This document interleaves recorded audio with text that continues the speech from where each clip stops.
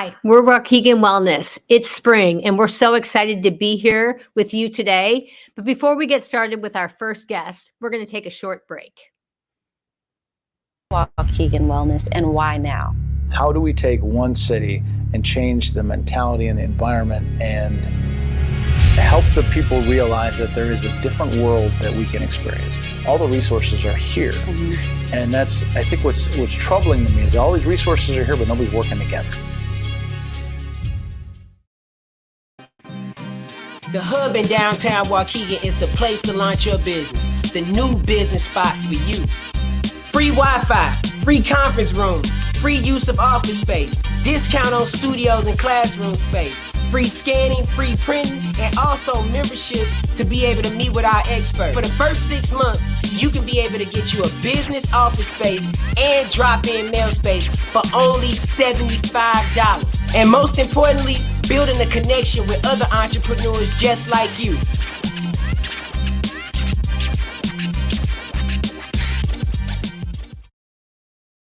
Wellness. My name's Annemarie, and I'm so excited to introduce you to our first guest today, Jeffery.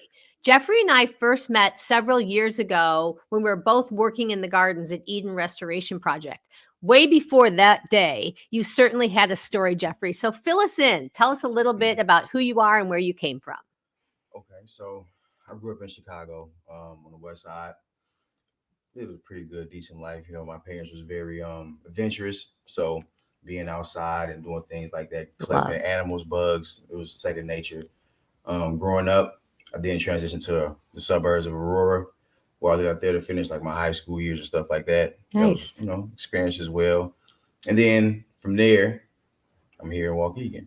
So being in Waukegan, I got to slow down, find out, my family history, and from there, that birth from hood to table. I love that. So we're going to talk about from hood to table in just a little bit, but talk to me about the pandemic. You definitely had a pivot during the pandemic, and I want to understand a little bit more about that. So, like I said, moving to Waukegan, what made me shift into, urban farming would be, I'm a private chef, first of all. So I was one of the best ingredients for my events, for whatever I do. So that shifted to how can I get the best ingredients. I looked in my backyard. I seen I had a whole bunch of space. So I said, I'm going to start growing here. So that evolved into, I got bored. So I want to do like a family ancestry, basically. And I'm, just going back throughout, and I'm just looking to find out how my grandparents owned land in Arkansas and in Mississippi, grew up on farms. So we still own that land today. So wow. we're still going through some stuff, try to get it back. But, sure. That just spurred me to say, it just went hand in hand, how I'm cooking and how it, as a people, we need to have more, accessibility to healthy, nutritious food and options to whether reject it or accept it. Yeah. And so that spurred like I said, from hood to table, and just bringing that to underserved communities and just letting people know how, you can do this fairly cheaply. Yeah. So let's talk a little bit about, so my background is food and exercise science. So the creativity, I don't think people realize how much creativity happens in the kitchen. Yeah. It's a very tactile experience. It's science-based. It's basically like one big experiment. Yeah. Not that much different than gardening. Not at all. So tell me a little bit about how those two things work synergetically together. So basically, how I make my recipes is how I like to experiment. So I have a book called The Recipe Bible that helps me a lot. So let's say, for example, you want to know what goes well with fish. So you look up fish, and then you'll look up, they have subcategories that tell you turmeric, this, and this. And then you keep going and go deeper and deeper. So it's no different than gardening. If I want to know how the soil works or how this plant grows, I need to know the soil composition. I need to know if my plants is getting enough sunlight, getting enough water, getting enough whatever they need to get to make it grow. So same sense, I know whatever's in that dish to make it taste good. So it's basically a big science experiment on both ends. So it coincides. And the thing that's interesting about it is that the cost in for the science experiment is a couple eggs and some flour, or some green beans and oil or whatever. So I think people get so hung up in the end result being exactly what it's supposed to be. But there's really very little, kind of upfront cost to going in and playing with food. It's just get out there and do it. Get out there and do it. Like most stuff that you get from the grocery store that you eat, the seeds can be repurposed and grown, and now you see the science experiment fully. Yeah. You ate the food, you took the seeds, now you plant the seeds, now you see whatever you ate come back to life again. So it's just like the maturation of the whole process. You get to see it. I love that. So let's talk. When we talk about gardening, people are definitely overwhelmed. You don't have a very big space in your backyard, correct? Right. So talk to people about what that really looks like. What is urban gardening? Does it require a lot of space, a lot of time? Talk to us about that. So urban gardening, to me, I don't believe it. You can have a balcony. You can have whatever you like. It's just about growing what you like to eat. And if you have a way to make it a full circle, meaning using your trash to turn into other things, whether it's you're doing vermicomposting or you're doing regular hot composting in the bin or in your backyard, just using everything you have to its fullest potential. Right. So, like I said, I have about 15 beds. Now, downside, I had 18. I think I have 15 now. So I have 15 beds in my backyard. I also make my own biochar. I also make my own compost. I also vermicompost. So it's just try to use things to make your life less cumbersome. Yeah. So definitely a more circular economy where and I think you and I that's how I think you and I really connected on that. And again, I think that can seem super overwhelming to people. So I want to kind of back it off a little bit. What if somebody just wants to grow some lettuce and a tomato this summer? How should they get started? Well, if you want to grow lettuce and tomatoes, well, right now would be the perfect time to get some seeds out because lettuce is it's a cold hardy crop. So you can definitely get some seeds out in the ground. It may not pop now, but as soon as that first frost gets close to that, you may get some seedlings popping up. Tomatoes as well. You want to start that now. But if you don't have space, you can get a nice little planter. Right. Next to a nice sunny windowsill or outside in a sunny spot. And then you can wait for it to pop up and then you take care as usual. And the same thing if you have more space. Right. You just plant more of it, find a nice your sunny location, go to work. I love that. So let's say gardening is completely out for somebody. You've talked about composting, and I don't want to kind of let that, sit there and not do anything with it. I personally think people make composting way too complex. So if someone was going to start composting in their home, talk to them about like the simple process involved there. Okay. Basically what I would say is this is the most simplest way to do it is to, like I said, reuse everything you have. So you have cardboard or brown paper bags. What you want to do is get you a bin that's nicely sealed or close to it as possible. You throw your food scraps in there, and every time you throw food scraps in there, just take that carbon and just dump it on top. So that way it kills the smells, the fruit flies. You won't have anything. So every time you open it, that's a great tip. You just put it in there. Like I said, throw paper on top. If you got cartons from drinks and you're going out from McDonald's, that's anything, super helpful. Any type of carbon, you want to put a nice little layer of carbon on top of it. It's going to absorb the moisture in there. It's going to absorb the smell. It's no different than outdoor compost. Right. Just doing it indoor on a smaller scale. That is a really super helpful tip. I have to say, I don't do that. Okay. I use dry leaves. So as long as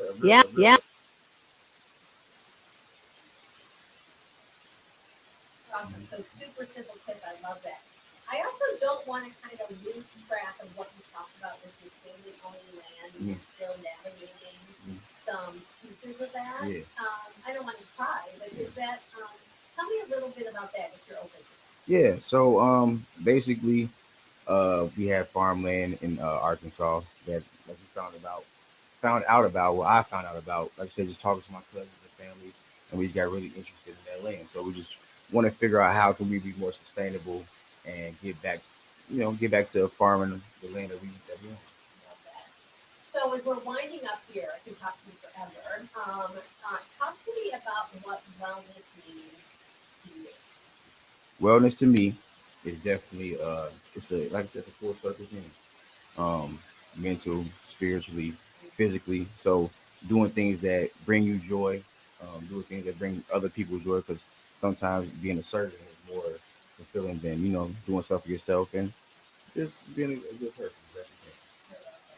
You can obviously tell why I have wanted to get down and talk to you and why I really fell in deep life the minute we met. You're amazing. You're doing incredible things. I'm super excited to keep seeing how you grow. Thank you. No pun intended. And we look forward to having you on as a guest again. For sure. Appreciate it. Thank you so much.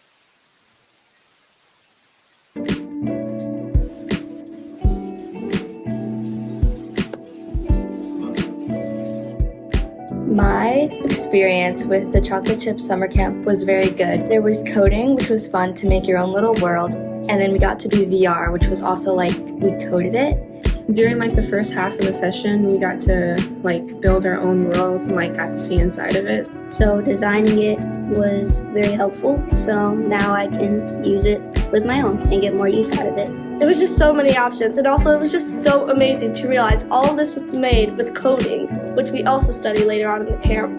Coding is like when you take like art and stuff, you can make games, develop games and stuff. My experience with drones was very fun and exciting. We learned new tricks to do with the drones, like we made it land on our hand. We would do a lot of competitions where we have to do obstacle courses. It was a really fun experience. We would also do games, like we would do racing, and if we won, we would sometimes get gift cards. It's a fun place, and lunch is really good, and you can make a lot of friends here, and it's just really fun. So that's a couple reasons why I love chocolate chips.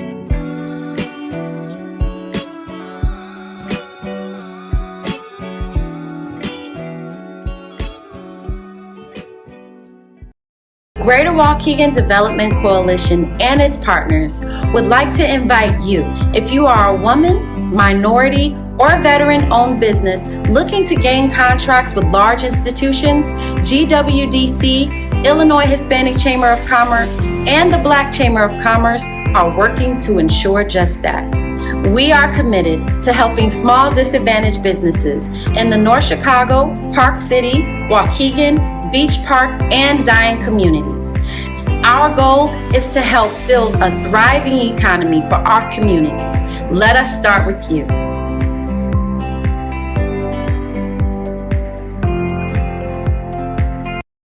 So it's a part of a movement. You know, we've talked about what happens when the food system shuts down. I don't care if you got $50 million in the bank. And food just is so important to everybody. As individuals, we can control the little pieces, but the wellness piece, if we are destroying the planet while trying to get ourselves well, it's not well. We've overcome to this system, this societal system that says, oh, we'll take care of you, unless you don't do what we tell you to do. We're back, and you can obviously tell we're excited about spring. Because our next guest, Calvin, is also going to talk to you about his journey with gardening and this big, beautiful plant. Absolutely. Hey, Hi, Calvin. good to be here. Thanks for having me. I'm so glad you're here. We always start the same way. We want to know a little bit about your story. Way before you were Calvin growing microgreens. Sure. How did you work? Yeah, so I've just kind of been doing the whole thing for a long time, just growing up as a little one, whether it was my grandmother or my parents, somebody was always growing what they needed for salsa or just something to kind of supplement whatever we were making. So I got introduced to being able to cultivate your own plant at a very young age. Probably around when I was 18, I just really realized how important the whole system of agriculture really was. I've worked in grocery stores, so I've seen how prices inflate and things come and go and people's reactions to it. So basically when I started living on my own for the first time, we had a couple of raised garden beds, and I just really hit it hard, diligently every year, and trying to grow pretty much any variety of vegetable or fruit that I can in this area. And I just think that's just snowballed year after year after year. The importance gets heavier and heavier, and just, no matter how long you do it, you can never learn everything. So, yeah. It's definitely a learning curve that you never quite mastered. Mm-hmm. So you're definitely an entrepreneur. You've got a lot of irons in the fire. Talk to us a little bit about growing healthy vegetables. What is it? Where is it located? Yeah, so I just was so fortunate enough with a little bit of the experience that I've accumulated to be considered for basically the operations manager of Growing Healthy Veterans, which is a really big deal, and I'm super honored to be a part of it. Basically, we have two sites. One is in North Chicago, That is a very large community garden. And then our other site is in Gurnee, and that's a smaller, more of like a production site. We have one 90-foot hoop house right next to the American Legion. So that's kind of how we're going to be operating in that sense. But a little bit about what we do. We are all tied in with the veteran system, whether they're active duty or returning veterans. Sometimes, things happen and they might get in trouble. And so they have their own way of doing community service, but we're tied to that system. So we kind of serve as a stepping stone for any veteran, active or retired, that is looking for a more rehabilitative way to do community service. So not saying anything's wrong with picking up things on the side of the road. We need that done as well. But there's something special to be said about, especially in the cases where people are bringing home severe PTSD and don't really know how to integrate back with civilians. It's just a perfect way to get people outside, breathing fresh air, cultivating their own life, growing their own seeds, and seeing that whole thing from start to finish. It just has such huge benefits for the whole thing. Yeah, so. I agree. It's interesting too, because you and I both worked in the gardens with veterans, and it's interesting how the taking care of the plant is something they really enjoy. Yeah, that's the pivotal part, even with children. It's crazy. Yeah, the care that it takes. It's interesting when you realize that there's real living things that are coming out of this earth, and that the only way those are going to keep happening is if we take care of them. Yeah. Some bigger than you. Yep. So talk about that. I know you're not a psychologist, or maybe you'll play one on TV, so I'm not asking you for a diagnosis, but what do you think from a mental health perspective? Growing food is obviously great because it gets you outside, breathe fresh air, and you're, potentially eating a, green bean instead of, maybe a bag of chips. Mm-hmm. But from a mental health perspective, tell me what you've seen happen in the life. You see a lot of hope get created. And I think that's serves as a strong foundation for all sorts of mental rehabilitation, from PTSD to depression, anxiety.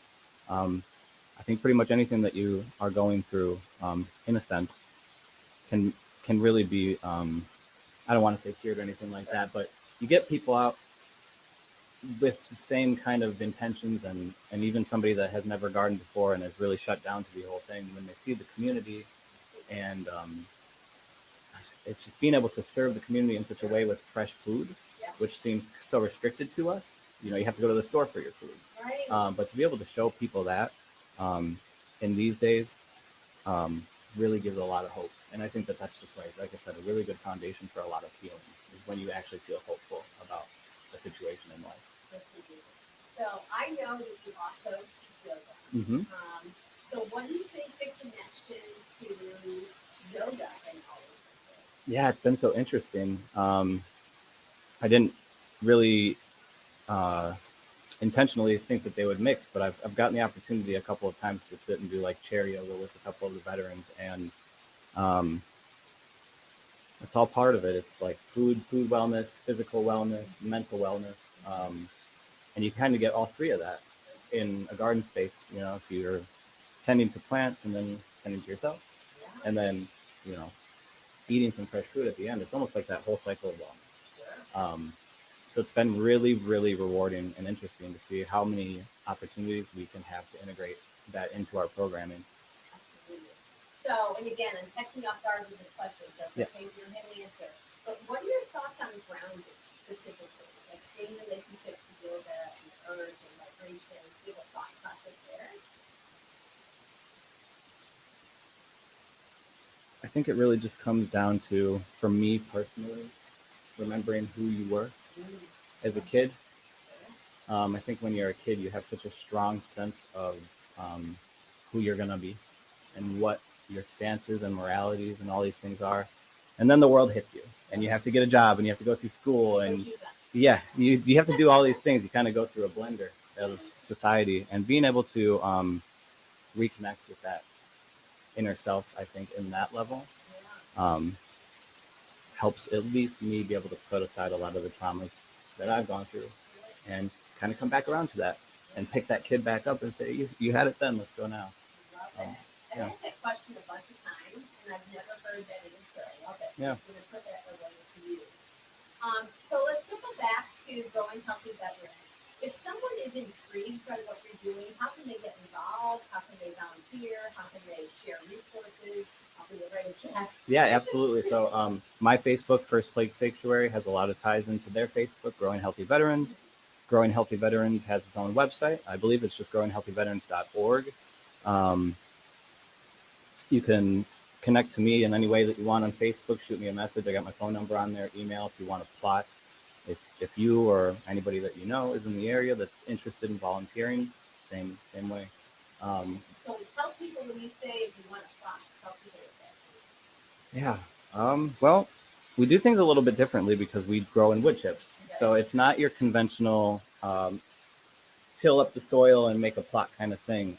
We do a more sustainable practice called Back to Eden gardening. So it's a little weird when you first see it, but we are just working to get everything plotted out. And so we're offering 10 by 10 plots this year. We'll have maybe about 10 or so in the beginning. So we'll kind of we had a lot of need for expansion in the community last year that we hadn't really had. So slowly by surely, we're just kind of seeing how many of those spaces that we can fill up. Nice. All right. So as we're winding up, I want to finish with the same question we asked everybody. What does wellness mean to you and mean to your family? To me, wellness means the ability to access a toolbox, if you will, of tools that are available to get yourself back to a place that you want to be, whether that's physically, if you're dealing with a back trauma or you broke an arm, being able to circle back to those stretches that you saw, something that somebody recommended to you, whether it's diet and circling back to a healthier way of eating. I think wellness is feeling security in the fact that that option is always available to you. You're never too far gone. Nothing's ever too far out of control. So, yeah, taking a little security in knowing that. Yeah, that's awesome. Well, as you can tell, you can see why I'm so excited to have all these guests on with us. We can't wait for you to try your own hand gardening. And if you're still looking for a way to do it in a more communal aspect, make sure you can contact us. Absolutely. I'd love to have you.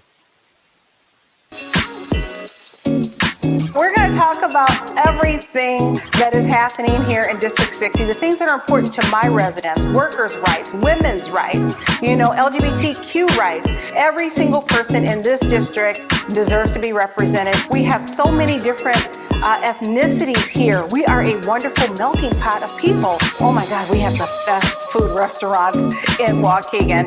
Things that you may not see, things that will never show up in the news. The individuals who are actually here doing the work, the small mom and pop companies, are unsung heroes. I want to highlight who's doing what in District 60.